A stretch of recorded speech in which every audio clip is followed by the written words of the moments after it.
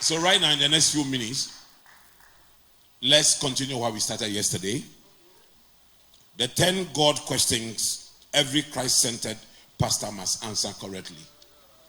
Let's pray. Father, in Jesus' name, speak through your servant. Give us information that will become a revelation, Lord, in Jesus' name. Amen. So yesterday, the first question we tried to answer was the question, where are you?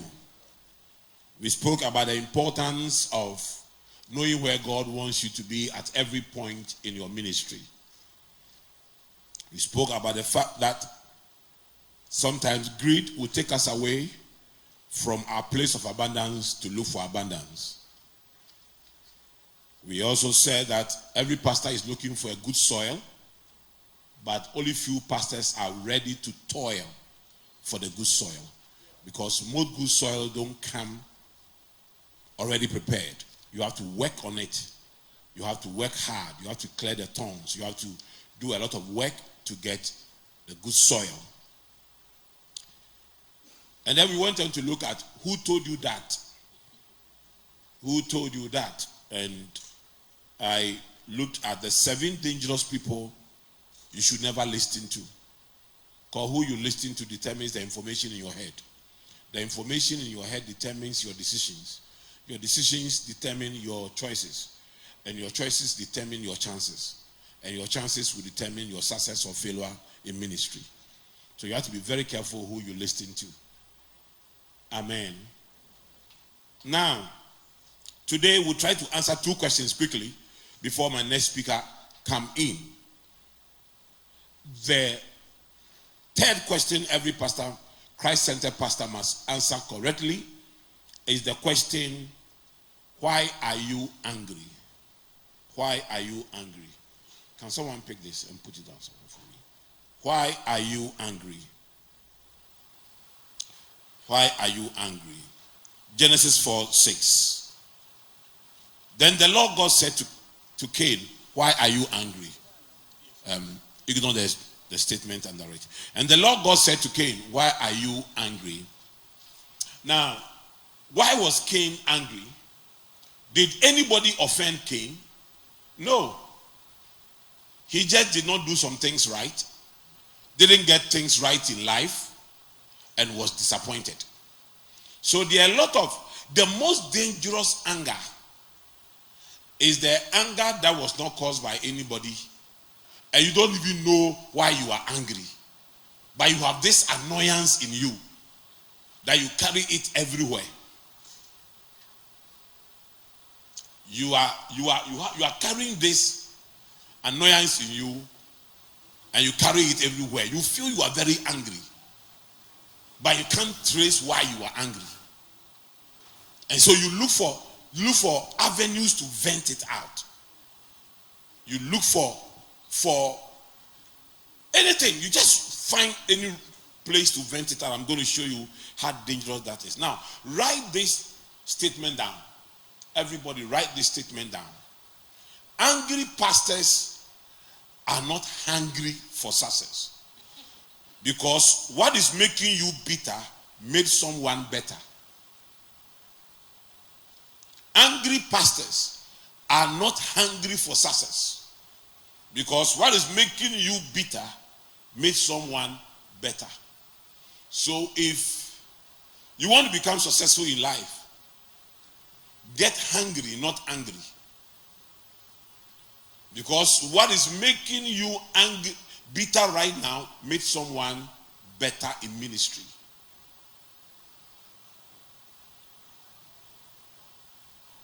And once you have this understanding, it will help you. I've said I've come from nowhere. I remember Mommy and I worked in this very difficult environment. And one of the things that happened that could have turned to anything was that, the olden days, we were living in the same mission house with a senior colleague of mine and his wife, and then Mommy and myself. And during those days, if we want to watch a movie, there is a deck. And then you have a tape. Or is that a tape? Cassette. and then you slot it in.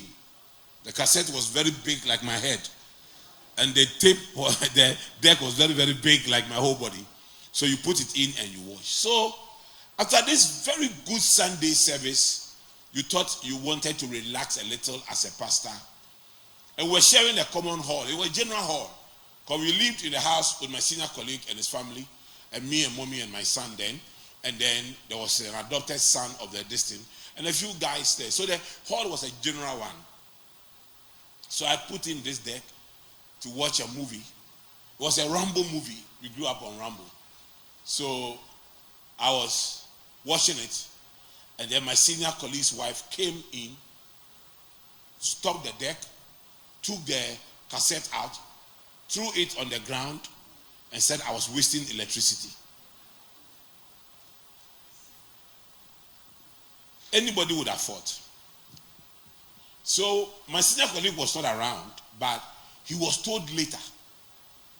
When he came in, the boys who were around told him. So that week, he was very nice to me. And then I was not supposed to preach on that Sunday, and then he gave me the pulpit on the Sunday. When I finished preaching, he called me and said, you know, Titi Ofe, you know why I gave you the pulpit?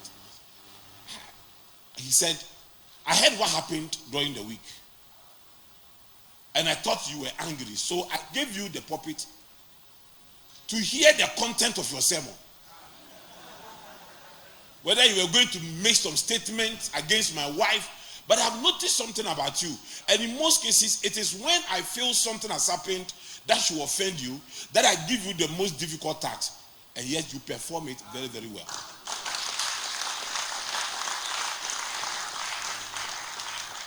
Then I told him, my brother, me, I don't get angry, I get hungry. When you despise me, then the hunger to prove you wrong comes. When you offend me, then the hunger to prove you wrong comes. Are you here? I have been at the mercies of people. I remember when I was starting training and development, I went to people, invited them to speak at my conferences. They turned them down. And I wasn't angry that they turned me down. I wasn't angry that they despised me. I wasn't angry that they were there. I saw them, but they said they were not there. I wasn't angry that I went to look for them and waited from morning till evening, and they didn't have the time to see me and asked me to come the following week. I wasn't angry, but I became hungry that these people one day, they will look for my platform. You understand? The reaction was, I understand them. They have a brand. They have reached a certain level. My platform at the time was too small for them. Now those people, at the end of every year, will call me and say, oh, Bishop, I need to know your programs for me for next year, because I'm preparing my calendar. The people I used to pursue, that used to turn me down, now actually called me to set them on my program. So I'm preparing my calendar for next year. And I want to know how many times you will need me. You get it? Now, the reason why I have been able to achieve this is because I didn't get angry. I got hungry. There are too many angry pastors in town today. You can even see it in their sermons. When they are preaching, you sit down, you listen to them and say, what kind of pastor is this? Why are you so frustrated? Why is everybody bad? Why? You see, they carry their anger.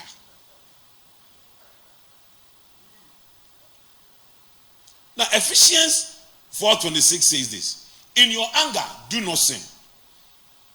Now, do not let the sun go down whilst you are still angry. Now, I want to show you the 8 types of anger that will let you sin, and that will let the sun go down on you. I'll show you. Number one, anger driven by disappointed expectations. You got into ministry with a certain expectation, and you just realized that those expectations are not being met. So you are disappointed. So you are angry. You get into a marriage. A friend of mine had a problem with his wife, and I was called to come and settle the distance. In our conversation, the wife told me, "Do you know why your friend is so angry like this?" He said, "Because he has been telling me that when I was coming to church and he was seeing me, the way I used to dress, she thought I had money. I thought you had money to support my ministry." And the lady was like, "I was buying second-hand clothes, managing it well, and you were assuming I had money." So he got into that marriage with a certain expectation. Now that expectation has not been met, and he's angry. The most dangerous anger that will lead to sin is an anger driven by disappointed expectations. When we were entering into ministry, there was no pastor that owned a Benz. At least we didn't know. We didn't know any pastor that owned a Benz. The only pastor we knew had a driver and was being driven around was the Archbishop. But so what took us into ministry was not because you saw a 5-star pastor who has built a 5-star lifestyle, who has built a 5-star church, whose children are traveling up and down, and are doing things. And so you felt like, Charlie, if I become a pastor, I will also be like that and build a house and do this and do that. You see, so your generation, you are seeing the Donka Williams, you are seeing the Ajiansaris, you are seeing the Otabels, you are seeing the Oyedepos, you are seeing, 5 stars. But what you did not see is how they started. So you will enter into ministry thinking that you will become like them. What you did not see was that out of every one Duncan Williams, there are thousands of pastors in Ashama who cannot even have a place for their congregation to meet. Those people, you don't study them. You don't look for them. You don't go and say, "Brother, how many years have you been running this church here in the classroom in Ashama?" For him to tell you, "Charlie, I've been here for 20 years with 20 people. One soul, 1 year. I am now in my early 50s. I have diabetes, I have high blood pressure because of this. My marriage is broken because of this work that I chose to do. My children are so annoyed that they don't even come to church because they felt that pastoring has caused them pain. They see their friends whose fathers are doctors and lawyers and engineers and how they live. And they look at their lives as pastors' children and how they are living. You won't look at that, but you see, you look at Jordan Williams, you look at Kevin Tete Affair, you saw Kevin's program that he did, Ready for the Master's Use. You look at all the pastors' children and you feel, Charlie, I'll become a pastor and one day my children will be like this and they will do this. And then you start the journey and you realize that the thing is not as easy as this. You see, it's a very long distance journey.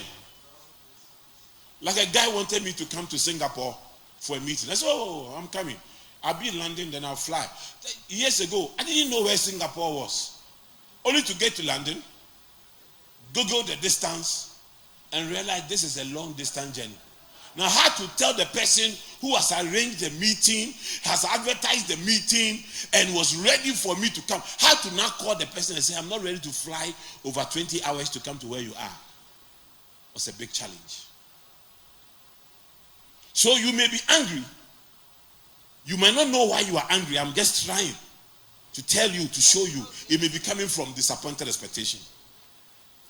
So all the anger you are showing to your congregation members, your senior pastor, anger is always looking for someone to vent itself on. And usually the people that are very close to you.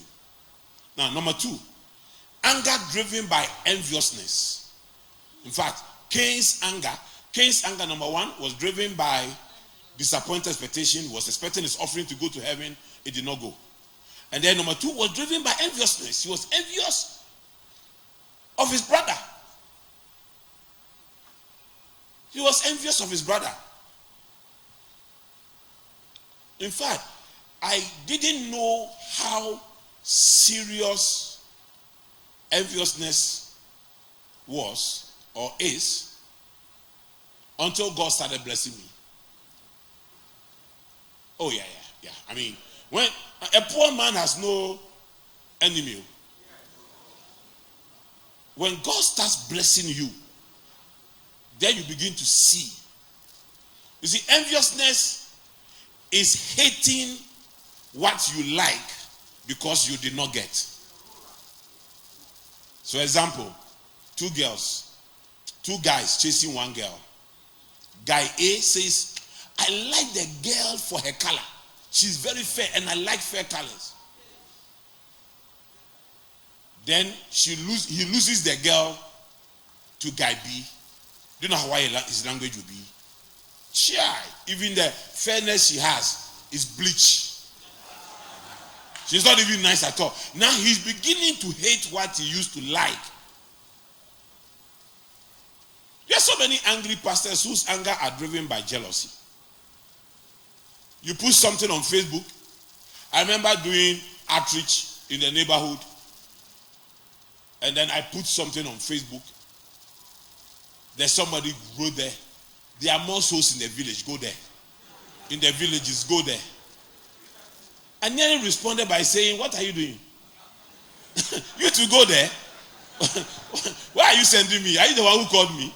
Are you the one who showed me my location? But this is a very angry person on Facebook. You understand? Who told you sinners are only in the villages? And what the person doesn't even know is that until the COVID, every year I used to do cross country, something we call the Rural Pastor Capacity Building Program. And I go to villages with my team. We travel in the middle of the night to empower pastors to evangelize. Because my concept of evangelism is that it is better for rural pastors who grew up in the rural community to pastor their people than to take an Accra boy and put him in a village. And then we misses Accra, and then he starts complaining. That is my concept. It's not a general truth. That is my truth. So that's why every year, for instance, we bus hundreds of pastors from rural communities to come to Accra. We bus them, we feed them, we house them, and then we give them clothes and shoes and other things.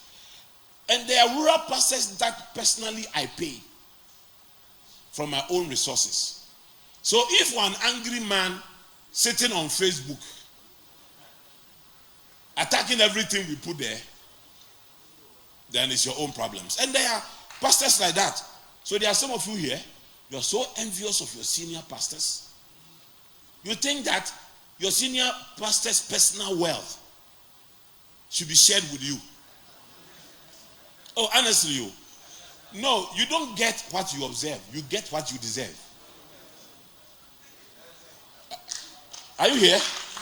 You don't get what you observe, you get what you deserve. No, when we were young pastors, we used to fall in that trap. Our senior pastor would go to America and go and preach, go to UK and travel. And we are all in expectation of what he's bringing to us. Oh, we are in expectation of what he's bringing to us. We'll be there waiting.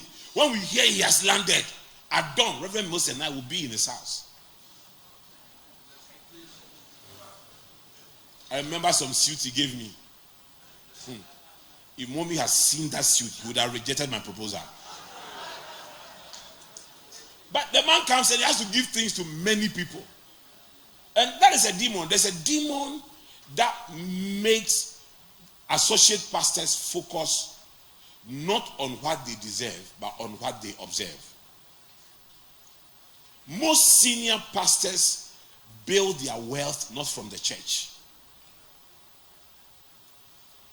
But until COVID, my speaking engagement in a year could sponsor a 1-year fee for, more than 1 year fee, 2 years fee for my children to study abroad. Just my speaking engagement. And what takes me out, why you benefit, you see, listen, there's a difference between pastoring. Pastoring is done in the church, but ministry is done outside the church. You understand? Iswanaba lives in the north, but his ministry transcends beyond the north. When you go to the north, you see his church. He pastors in the north, but he does ministry around the world. What he is building in the north is what his ministry brings to the north. The wealth, the kind of things he has built in Bolgatanga, the 90% of the money he has put in Bolgatanga did not come from Bolgatanga and did not come from his church.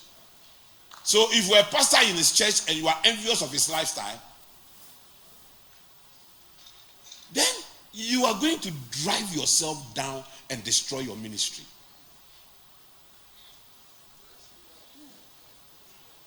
Are you here? And having been close to most of these fathers, I know what they do, how they earn. And you see, these guys, I was speaking one time at Reverend Easton's conference, and I was telling the pastors, it is not where you work, it is how you work. Adam was working in the Garden of Eden, and his boss was God, yet he failed. Joseph was working in Potiphar's house, and his boss put him in prison, yet he became successful. So it is not where you work, it is how you work. So as a senior pastor, I will have many associates around me. Some will be successful in Pleasant Place Church, some will fail. Why? It is not where they work. It's not, you don't fail as a pastor because you are working in a certain church. You fail as a pastor because of how you work. So I was telling someone that with what Reverend Eastu has done in Bolgatanga, if because of his work ethics, if he did not resign as a pharmacist, and he took the same work ethics into pharmacy, but now he'll be owning a pharmaceutical manufacturing company. Because the man is preaching everywhere. The intensity of his preaching, we get amazed at his work habits. You get every afternoon you want to sleep. The least chance you get, you sleep. You are not at midnight praying. You are not following up souls. Just virtually, you get paid for doing nothing. It is not where you are working. It is how you are working. Because I can talk about Anthony Kujo, who doesn't have his own church, but very successful. I can talk about Bishop James Sarr, who doesn't have his own church, but very successful. Why? Because of how they work. We can talk about, is it Abiyoye? Yeah. Who is a mega pastor because of work attitude. Are we here? Good. Number 3, anger driven by rumors, gossips, and lies.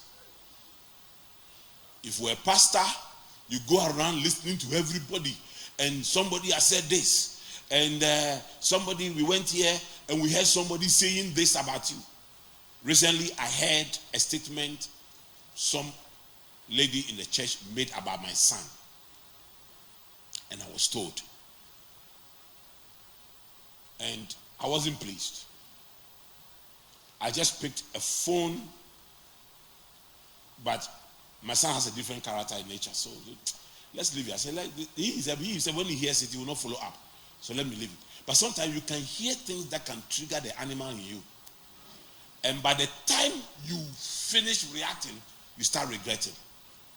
If the people around you are always telling you things that make you bitter, get them around off your circle. Because you need people to tell you things that will make you better. You need to hear good news. It's not all about bad news happening. There are also good news happening. But if they keep coming around you to tell you the bad things they hear about you, mark them down, write them down. I get very, very anxious when you come and do a narration of bad things people have said about me, okay, to you. And I look at you telling me has taken even 15 minutes. So were you quiet? Now you are summarizing it all, and it's 15 minutes. You are paraphrasing it in 15 minutes. So if the person spoke for 30 minutes, were you quiet? Were you quiet? So how did this, within which context did this conversation take place? Are you here? Within which context did this conversation take place? So you must be very careful, those who bring you bad news. And do not be angry simply because somebody has told you one side of a story and the other side you have not heard it. The first to present his case is always right unless another man comes to question him. Now let me tell you something. Once you sit down to listen to somebody's story, you owe the person the responsibility of going to ask the person for his side of the story. And in asking the person for his side of the story, you must tell the person what you heard. If you don't want to explain to me, don't listen to my story. Once you took time and you sat down and you listened, you have formed an opinion. Whether positive or negative, you have formed it. And once you have formed it, don't tell me you don't owe me. You don't owe me an explanation. You do.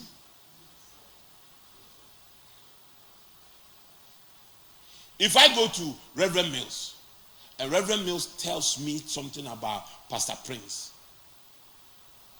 and he tells me in bitterness and in anger, okay, and then I go to Pastor Prince to try to advise him. I should tell Pastor Prince what he told me on which I am standing to provide advice. Because until I hear his side of the story, I do not qualify to provide advice. Because there must be a balanced story to be able to provide advice.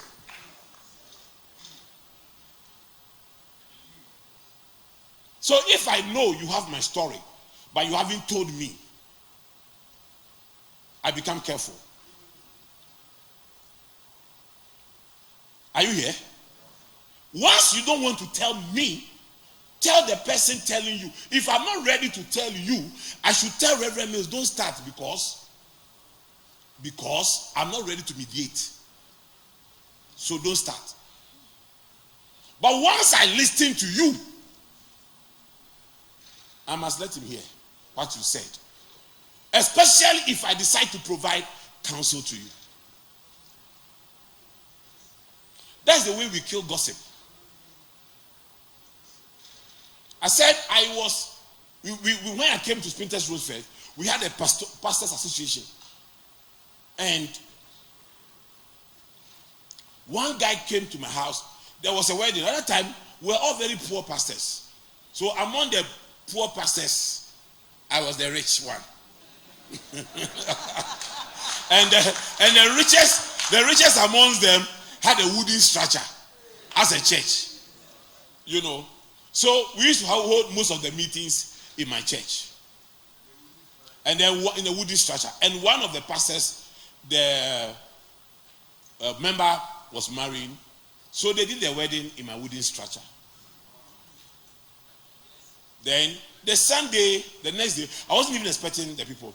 The next day is the Sunday, just when we were about to share benediction, the couple came to church to greet. Then the Monday, one of the pastors in the team came to me. And he was very bitter. That, do you know that this particular pastor, on Sunday when these people finished their marriage, instead of going to when they finished the marriage on Saturday, the Sunday, instead of going to their church, they went to this other pastor's church. And the pastor kept them there. And the pastor kept them there. He didn't ask them to go. I said, but they came to pass here shortly. I thought what they were doing was to go from church to church and thank all the pastors that came. He said, no. And then he said other things about this other pastor. Just when he was about to leave, this other pastor he was talking about just showed up in my house. I said, Pastor, thank you. Please sit down. You two sit down. I said, I'm going to tell him what you said to me. If I leave something out or ask something, correct me.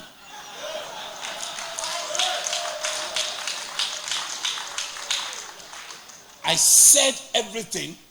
Then this other pastor was shocked because the people didn't come to his church.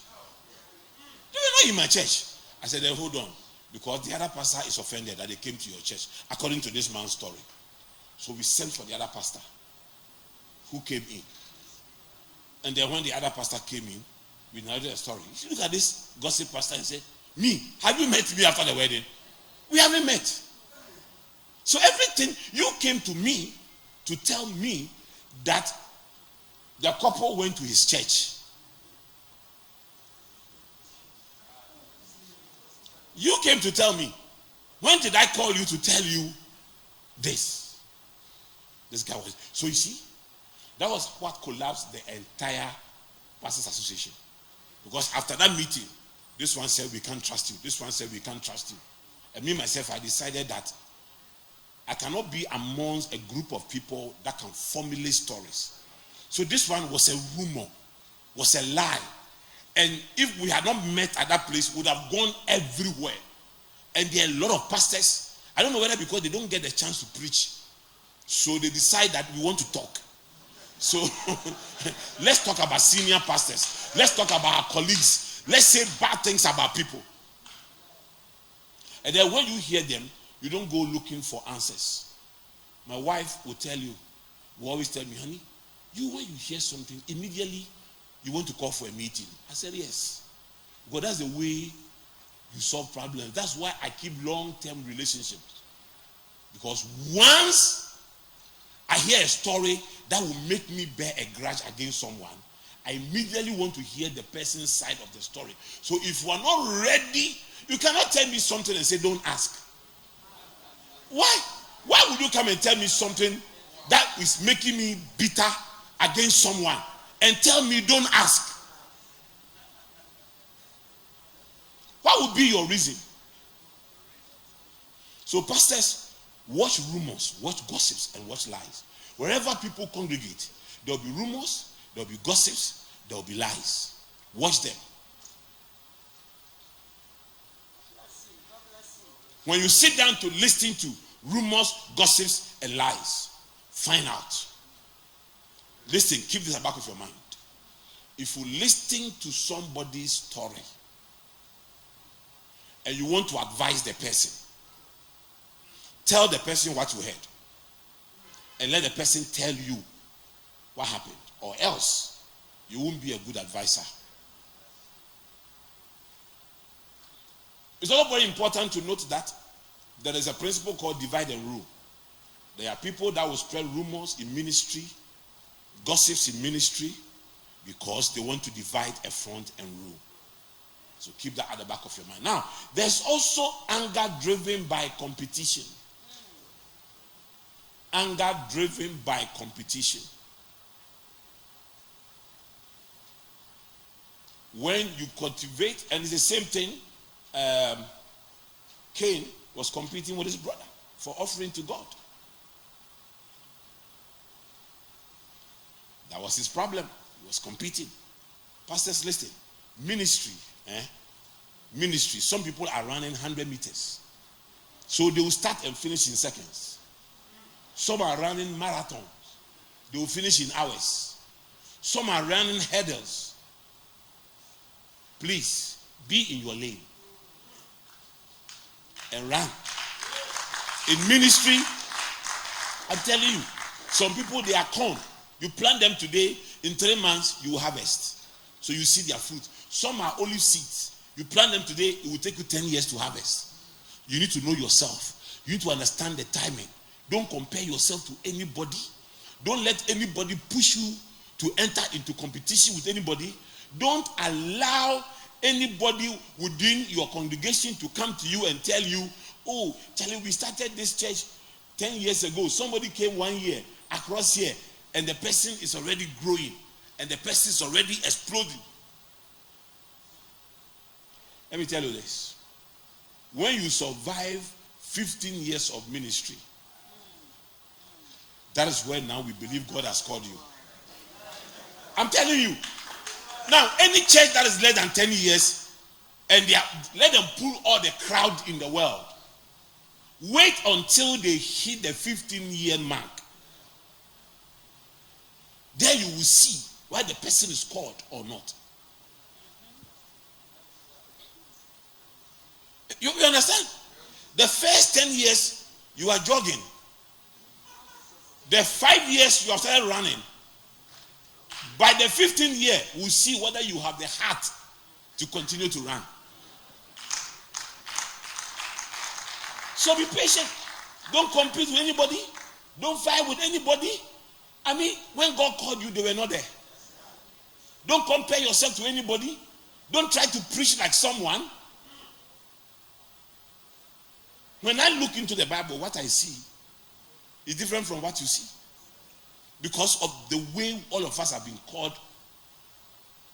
Give Archbishop John 3:16. And he can preach and see Atarus and Ataras inside it. Give Dr. Otabil John 3:16. He will see success and leadership inside it. There is no basis for comparison between the two of them. Each one is called separately and differently.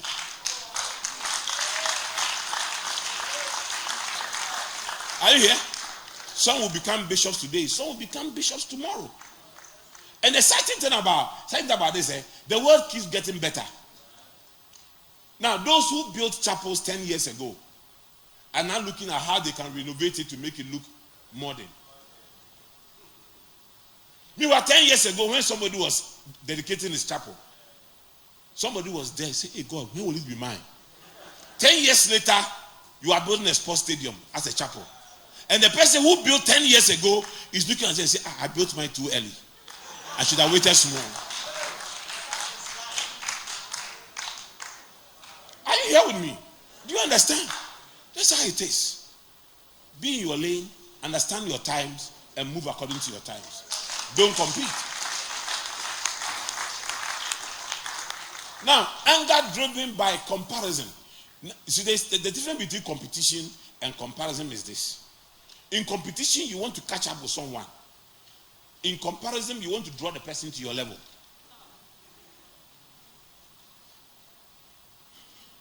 In competition, somebody is running faster than you. You want to catch the person. In comparison, you want to push somebody to your level.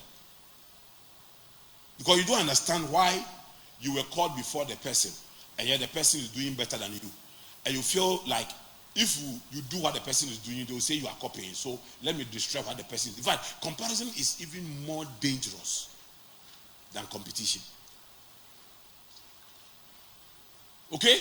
Don't compete with anyone. Don't compare yourself with anyone. Especially, don't let it eat you up. Because once it eats you up, you begin to hate the person.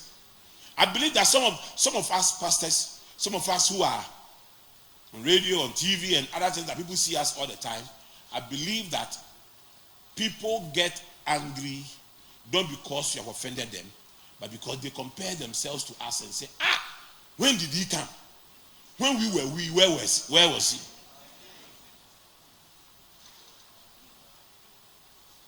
Are you here with me? Somebody will be angry and say that we are looking for just one father to come to our church. We haven't. Look at the shortage of faith in 3 days. Look at the number of fathers he has put together for this conference. Who does he think he is? Why are you thinking for me? Who do I think I am? Who does he think he is? I'm not thinking I'm anything. I'm thinking I'm a servant of God. I'm thinking I have a unique ministry.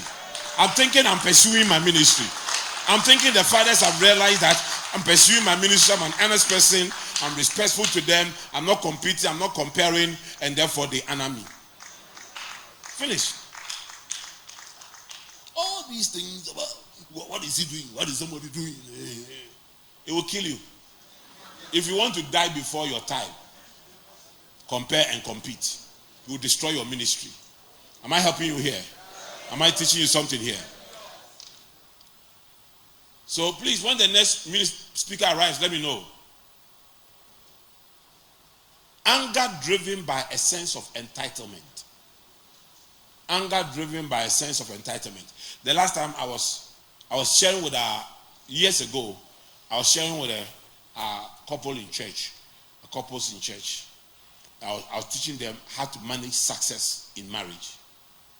I was telling them that when you become successful, there are people who immediately begin to feel that they are part of the success. The first will be your parents. That's where they will tell you how they suffered to raise you. And then the second will be your siblings. Some of them will tell you how Mama and Papa used to go to town and they used to take care of you. Some will even say how they didn't go to school because they wanted you to go to school. Meanwhile, they were kobolos. But they will tell you, well, because of you, I didn't go to school. So they are shareholders of your success. They are, a lot of shareholders. As I stand here, there are some friends of mine who are bitter against me. Even people who taught me one semester in Bible school. One semester in Bible school feel I'm their son. I should be bringing them tithe. And when I meet them in places, they'll just walk past me. They'll tell people I saw Tete of he's coming to greet me. I didn't even look at his face. This boy, the way I taught him in Bible school, I said the Bible school was free. I paid.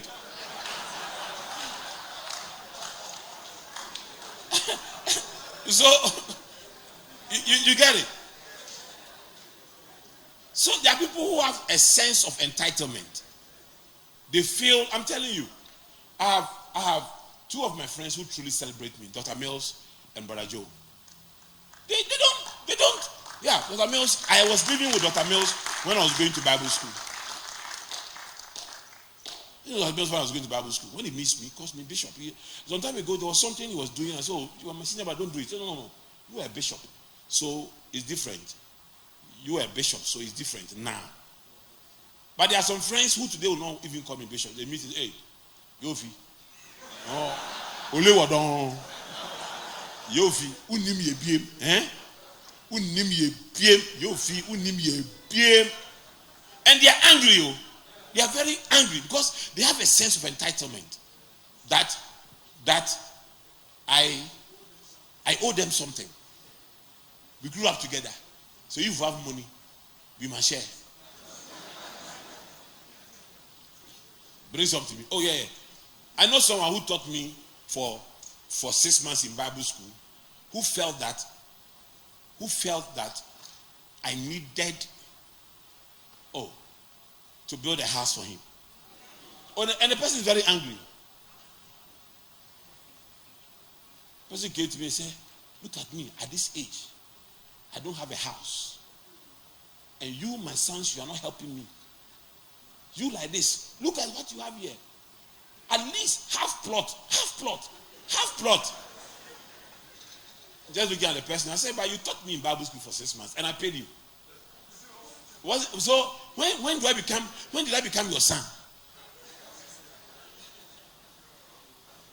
And do you know there are associate pastors who also have a sense of entitlement? Some of you here, you have a sense of entitlement. You feel that because you belong to the church must take care of everything of yours.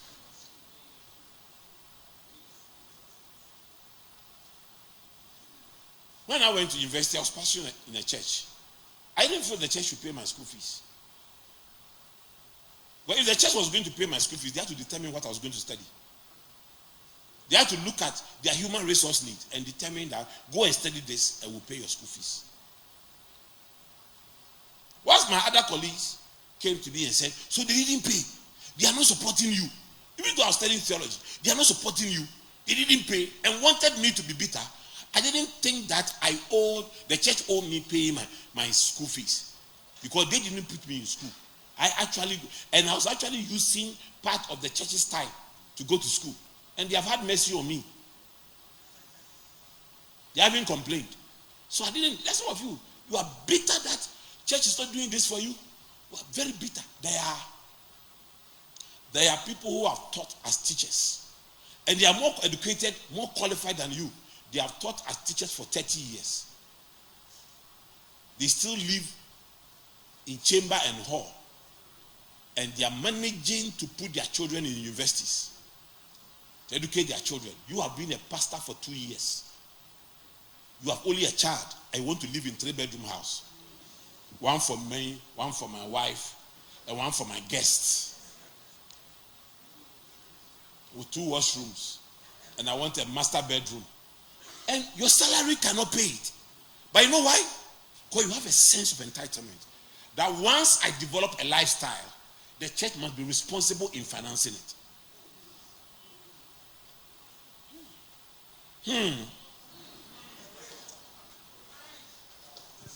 Dr. J is a pastor in our church and he's a medical doctor. You can ask him. Every member of my family who is sick goes to public hospital. I'll call him. This one is sick, he's coming. I call him. This one is sick, he's coming. Let them treat them there. So if you feel a member of my church and you assume that because your bishop has a university, he's rich. So I go to private hospital and come. Because I'm a member of the church, I'm entitled to the bishop's wealth. You'll be disappointed. Your life will be driven with pain, disappointment against me when I don't owe you anything. And that's a cancerous situation. It's a cancerous situation. So you need to watch it. The next speaker should be here by now. Okay. So it's a cancerous situation and you need to watch it. Well, you don't have a sense of entitlement. Nobody owes you anything. Nobody. Not even your parents. They don't owe you anything. Build your life. Develop yourself. Build yourself. Grow yourself. It will go well with you. I came here. I didn't go around saying, I'm here and nobody's helping me and nobody's helping me and my wife. Please, can you move this light? It's on my eyes. When I went to look here, this particular light, I didn't see all the lights. I said this one. You see the way it's on my face? Take it up. God can look at it, but let's just. Okay, thank you. So do you understand some of the things I'm sharing with you? They are very important. It will change your life. Now, anger driven by offense. Anger driven by offense. This one is a dangerous one. Anger driven by offense will also destroy your meaning. That's why you must deal with offense immediately it comes. When you feel offended, deal with it. Talk to the person. If you're a coward and you can't confront issues nicely and decently, then you will kill yourself. And usually the people you bear grudges against, they don't even know that you are bearing grudges against them. Okay, whilst we are waiting for the next speaker, let me do this fourth question. The fourth question. Please go to the fourth question. Jump everything and go to the fourth question. The fourth question every pastor must answer. Where is your brother? Where is your brother? Genesis 4 verse 9. Then the Lord said to Cain, where is your brother? His answer was, am I my brother's keeper? It wasn't just by accident that God gave Cain a brother. He gave Cain a brother for a reason. In life, you don't walk alone. It's the only thing Liverpool got right. Any other thing is wrong. In life, you never walk alone. I told you a story, I think I told my congregation, a story of a guy when I used to pastor a church in Teshin. He was a very popular guy. His name was I Walk Alone. So one day I asked I Walk Alone, why are you called I Walk Alone? He said, because human beings are bad. And if you don't associate yourself with human beings, you don't get trouble. Once you start making friends with human beings, you start getting troubles. I didn't believe it. I have never believed that. I believe that there are a lot of good people very, very good people in life. You just need to discover them. But in most cases, you have to be the good person somebody is looking for. You should not set out looking for a good person to relate with. You should be the good person somebody is looking for. So if I don't have friends, so I don't know why I don't have friends. It's because you are bad. No, that's the way people see you. People feel, hey, this person is bad. I can't be a friend to this person. So you have to be a good person. You have to be attractive for friendship. Relationship in ministry is very important. Now look at Proverbs 17, verse 17. A friend laughs at all times, and a brother is born for a time of adversity. It is when you are going through adversity that you see how important friendship is. Apart from God giving me divine strength and healing when I had COVID, it was friends. Friends. Apart from God and my family, friends who called to encourage me and to pray with me. Because to be in isolation and you couldn't breathe, like you are virtually dying. You are seeing death. You are seeing death and say nobody can come to you, nobody can see you. You only have machines around you. And my wife will come and visit me and will stay far. Even that one, but because of the two of first wife, they will let us stay far away like that. And I'm sitting here, she's sitting down there. And just talking. Then they will leave. And then the whole day I'm lying down. And to feel that when doctors are coming to you, they have to cover themselves because you are a germ. You are a virus. You are a virus personified. That's where you see the value of people. That's where you see the value of people. There was this particular nurse that I have to see. I have to appreciate this particular nurse that will come to my room and sit down and chat with me and engage me in a conversation. Suddenly I realized that I was no one without people. And when I got people like Bishop Charles, the Archbishop, they calling me to check on me and say, we are praying for you. We are standing with you. We are praying with you. It meant so much. I get calls from these fathers. I get calls from them. They encourage me and all those things. But these calls were different. Because I've gotten to that place. So you should come in straight because time is up. Okay, just 1 minute. So I'll come there and I'll bring him in. So, yeah, worship will go on. It was like saw the value of having valuable people around you. They call me all the time to check on me. But these calls when it was coming when I was in isolation, when I was helpless, when I was staring at death, that was where I saw the value of having good people around you. To hear that some of my church members, they knew they would not be allowed in, but just came to stand outside the hospital, just came to stand there because their pastor was there. To hear that, it really, and what even touched me was when I was in the ambulance, I was alone in the ambulance, and I felt so well. Even though mommy was driving, I felt so well. Immediately, the ambulance stopped and they opened, and Charles, my long-time PA, just showed up.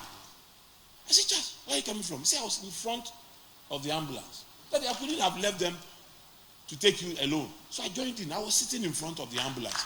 I felt like, wow. Immediately, I felt some amount of strength. Those are the things you need. I believe Dr. Mills has his family in the U.S. But you see, I believe one of the things that keeps him, when it comes to Ghana, gives him comfort, gives him confidence to do, is because I'm here. It's simply because I'm here. That's why you must build strategic relationships. That's why you should not easily be offended and just cut off relationships. Sometimes I see people like, look at, and listen to this. I'll end on this one.